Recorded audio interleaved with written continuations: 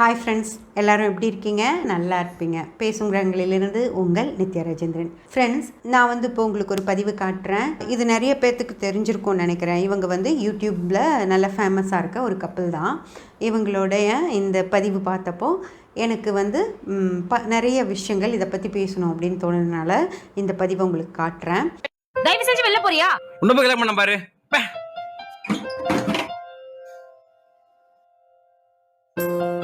நடிக்காதடா, எல்லாம் எனக்கு தெரியும்டா. என்னம்மா சொல்ற? ஹலோ, சொல்லுமா. ஏமா வாய்ஸ் ரொம்ப டல்லா இருக்கு? இங்க ஒரு டல்லாவும் இல்ல. நீ எதுக்கு ஃபோன் பண்ணியோ அத சொல்றியா? நீ சண்டை பார்த்தா வெளியே கேக்குது. அது ஒண்ணும் இல்லம்மா, சும்மா இப்பயே ஒரு சண்டை தாமா. அதுக்கு தான் இவனை கல்யாணம் பண்ணிக்காதன்னு சொன்னேன். பேச்ச கேட்டியா நீனு? இதே நான் பார்த்து வச்சு போனாதான் 4 பேர் வச்சு கேட்கலாம். நீயா பார்த்து வந்தது நான் என்ன பண்ண முடியும்? அம்மா, இப்படி பேசி பஸ் நிறுத்துமா நீனு? இதே சண்டை போட்டு இருந்தா வீடா இல்ல சண்டை போட இடமாடா?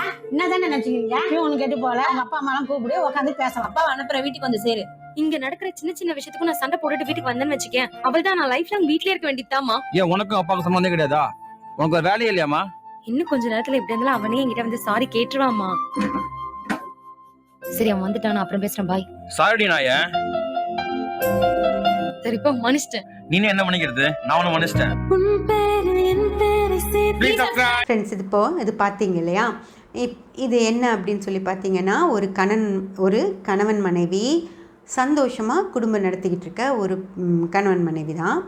அவங்களுக்குள்ள யாராக இருந்தாலும், எவ்வளோ வசதியானவங்களாக இருந்தாலும் சரி, இல்லை எவ்வளோ நல்லவங்களாக இருந்தாலும் சரி, யாராக இருந்தாலும் சரி, 2 பேர் சேர்ந்து வாழ்கிறப்போ கண்டிப்பாக சில பல பிரச்சனைகள் வரும். அதனால் கோபதாபங்கள் வரும். அதுக்கு திருப்பி ஒரு சின்ன சண்டை போட்டுக்கிறதோ, சத்தம் போட்டு பேசுகிறதோ, கோபத்தில் ஒரு கை நீட்டி அடிச்சிடுறதோ எல்லாமே இருக்க தான் செய்யும்.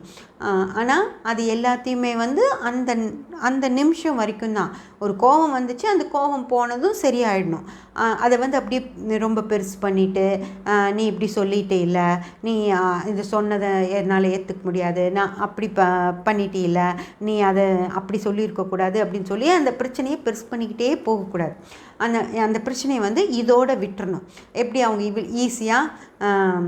ஈஸியாக அதை எடுத்துக்கிறாங்க அப்படின்னு பார்த்தீங்களா? அந்த மாதிரி ஈஸியாக அந்த பிரச்சனைகளிலிருந்து வெளியே வந்துட்டோம் அப்படின்னா தான் அந்த வாழ்க்கை சிறப்பாகவும் சுகமாகவும் இருக்கும் ஃப்ரெண்ட்ஸ். அப்படி இல்லாமல் மனசில் வச்சுட்டு ஒவ்வொரு தடவையும் அதை பேசி காட்டுறது, குத்தி காட்டுறது, அந்த மாதிரி செஞ்சால் அது பிரச்சனைகளை பெருசாக்கிட்டே போகும்.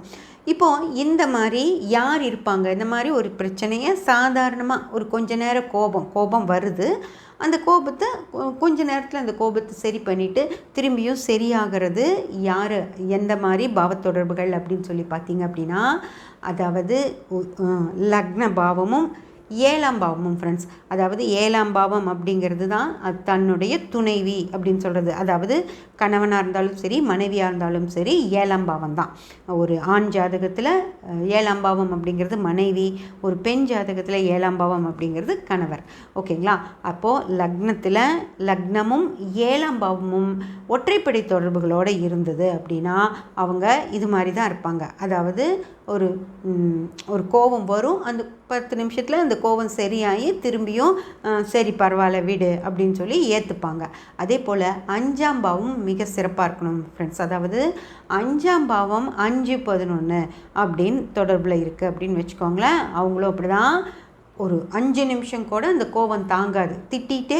திட்டி முடிகிறப்போ சிரிச்சிருவாங்க.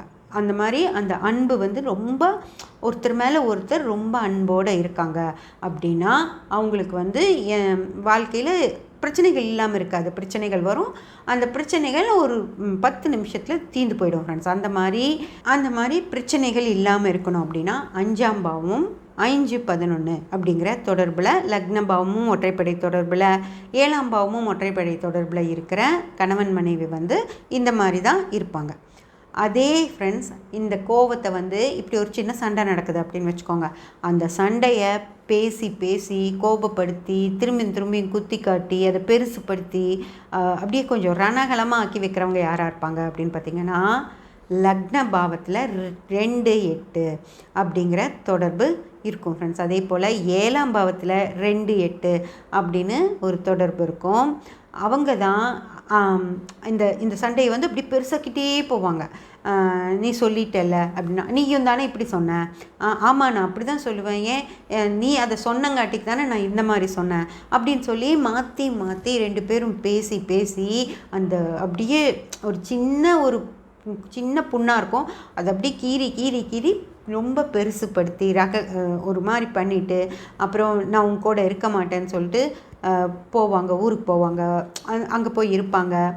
ஆனால் அந்த ஜாதகத்தில் வந்து 5ஆம் பாவம் 5-11 இருக்குதுன்னு வச்சுக்கோங்க. அதாவது லக்னபாவம் 7ஆம் பாவம் 2-8 தான் இருக்கும். ஆனால் 5ஆம் பாவம் 5-11 இருந்தது அப்படின்னு வச்சுக்கோங்க. பெட்டியோட ஊருக்கு போய் ஒரு 10 நாள் இருப்பாங்க ஃப்ரெண்ட்ஸ். 10 நாள் நீ வேண்டான்னு ஃபோன் கூட பண்ணாமல் கோவத்தில் இருப்பாங்க. அதுக்கப்புறம் ஒரு வாரம் கழித்து மெதுவாக ஃபோன் பண்ணுவாங்க. அதுக்கப்புறம் ஒரு 10 நாள் கழித்து அங்கே அவங்க ஊர்லேருந்து கிளம்பி யார் போயிருக்காங்களோ கிளம்பி வந்துடுவாங்க. அப்புறம் வந்ததுக்கப்புறம் அது அந்த ஒரு அந்த கோபம் இதெல்லாமே சரியாகி 2 பேருமே மனசார ஒருத்தர் சந்தோஷமாக ஏற்றுக்கிட்டு நல்லா வாழ்வாங்க. ஆனால் திரும்பவும் அந்த ஒரு சின்ன சண்டை வந்துச்சு அப்படின்னாலும் அந்த சண்டையை பெருசாக்கிட்டு திரும்பியும் கிளம்பி ஊருக்கு போயிடுவாங்க. அந்த மாதிரி அந்த லக்னபாவமும் 2-8 7ஆம் பாவமும் 2-8 அப்படின்னு இருந்தது அப்படின்னா அடிக்கடி சண்டை போட்டுக்கிட்டு பிச்சுக்கிட்டு கிளம்பி போகிறதுலையே ரெடியாக இருப்பாங்க. அப்புறம் அங்கே போய் அவங்களால இருக்க முடியாது, ஏன்னா 5ஆம் பாவம் 5-11 வேலை செஞ்சுட்ருக்கோம் இல்லைங்களா. அப்படி செஞ்சுக்கிட்டு இருக்கப்போ அவங்க திரும்பியும் ஐயோ நான் இருக்க முடியாது, அவரை போய் பார்க்கணும், என் ஒய்ஃபை போய் பார்க்கணும் அப்படி சொல்லிட்டு கிளம்பி வந்துடுவாங்க ஃப்ரெண்ட்ஸ். அந்த மாதிரி 5ஆம் பாவம் நல்லா இருந்துடணும் ஒரு ஜாதகத்தில். அப்படி இருந்துருச்சுன்னா பிரச்சனைகள் பெருசானா கூட அது திரும்பவும் சரியாயிடும்.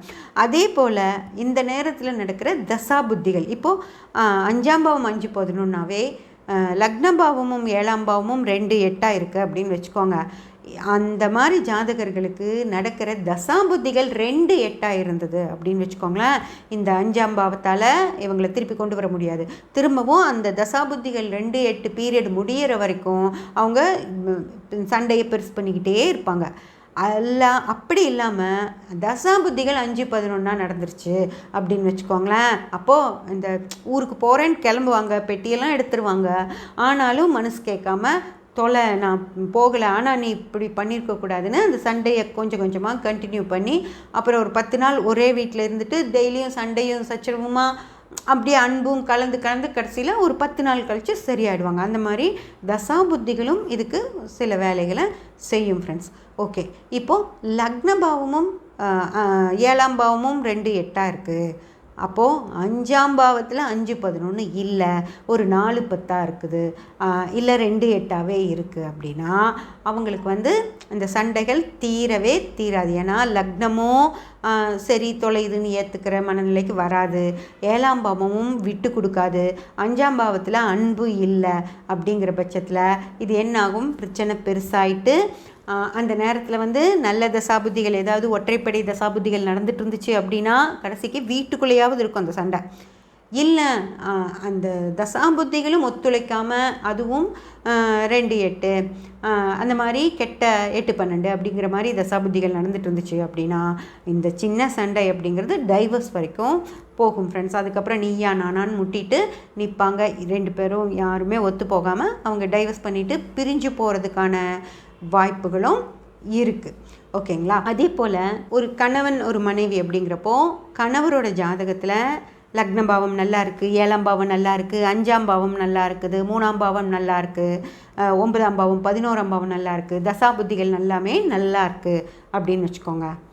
அதே பெண் ஜாதகத்தில் லக்னபாவம் 2-8, 3ஆம் பாவம் நல்லா இல்லை, 5ஆம் பாவம் நல்லா இல்லை, 7ஆம் பாவம் நல்லா இல்லை, 9-11ஆம் பாவங்கள் நல்லா இல்லை, நடக்கிற தசாபுத்திகளும் நல்லா இல்லை அப்படின்னு வச்சுக்கோங்க. அவங்க 2 பேரும் எப்படியோ சேர்ந்துட்டாங்க, நடந்துருச்சு, திருமணம் நடந்துருச்சு அப்படின்னா என்னவா இருக்கும் அப்படின்னா அந்த பெண் வந்து எல்லா விஷயத்துலேயும் ரகலை பண்ணிவிட்டு சத்தம் போடுறது, சங்கடப்படுத்துறது அப்படி இருப்பாங்க.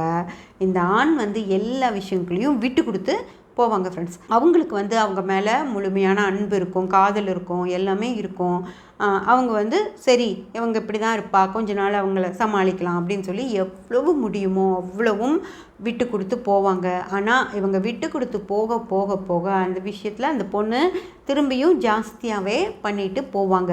அதை வந்து தாங்கிக்க முடிஞ்ச அளவுக்கு தாங்கிக்கிற கணவர்கள் தாங்கிக்குவாங்க. அப்படி தாங்கிக்கவே முடியாமல் போகுது அப்படின்னா அந்த அவங்கள விட்டு விலகிறத தவிர அவங்களுக்கு வேற வழி இல்லாமல் போயிடும். ஓகேங்களா? அந்த மாதிரி அதே போல் ஆண் ஜாதகம் இப்படி மோசமாக இருந்து பெண் ஜாதகம் நல்லா இருந்துச்சு அப்படின்னா அந்த பொண்ணும் எவ்வளோ காலத்துக்கு விட்டு கொடுத்து போக முடியுமோ விட்டு கொடுக்க பார்ப்பாங்க.